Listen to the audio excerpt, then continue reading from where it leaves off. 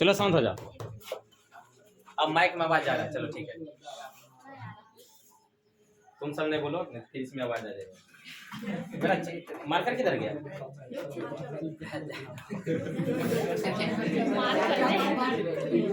हाँ चलो देखो इधर।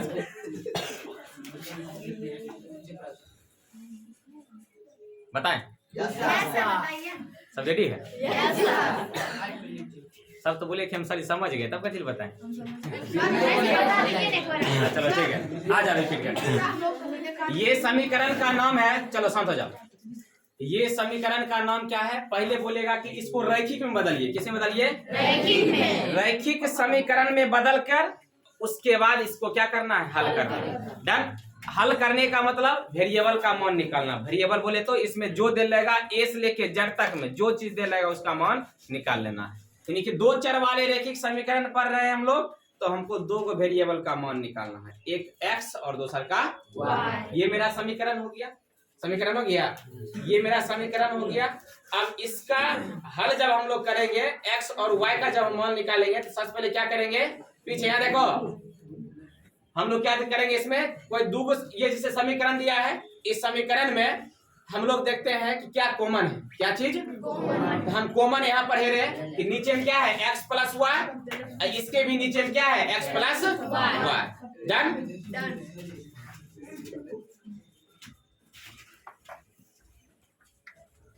एक्स प्लस वाई मिल गया।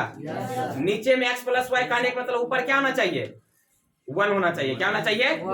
यानी कि हम लोग देख रहे हैं कि नीचे में x प्लस वाई है और इसमें भी नीचे में x प्लस वाई है, तो ऊपर हमेशा 1 होगा। ऊपर हमेशा क्या होगा? 1 होगा।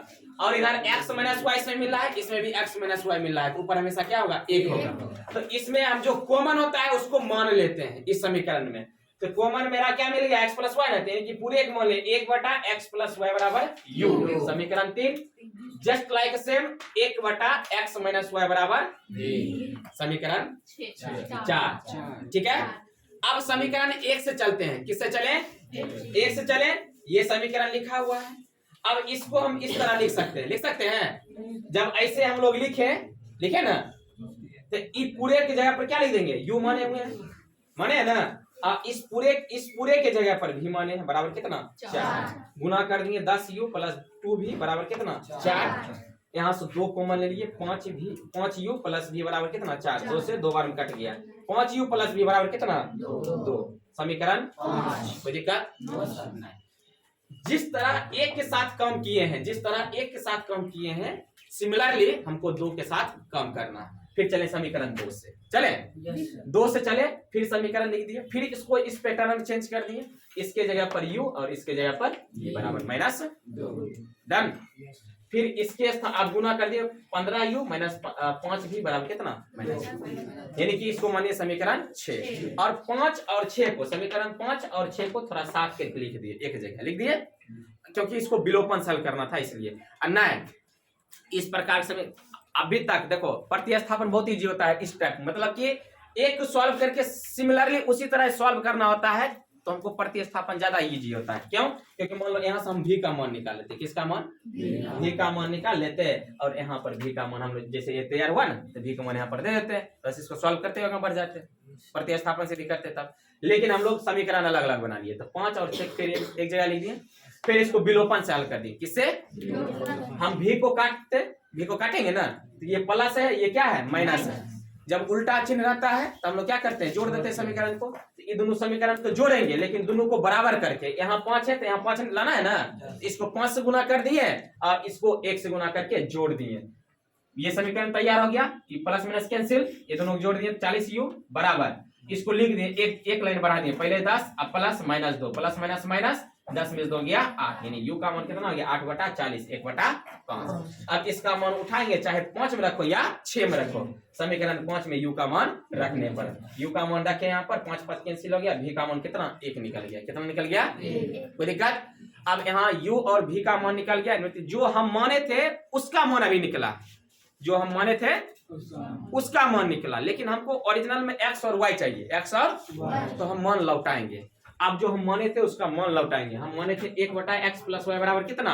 u माने थे, u के जगह पर कितना 1/5 क्रॉस गुना कर दिए, समीकरण 1 तैयार हो गया, समीकरण 8, ठीक है, सॉरी 7।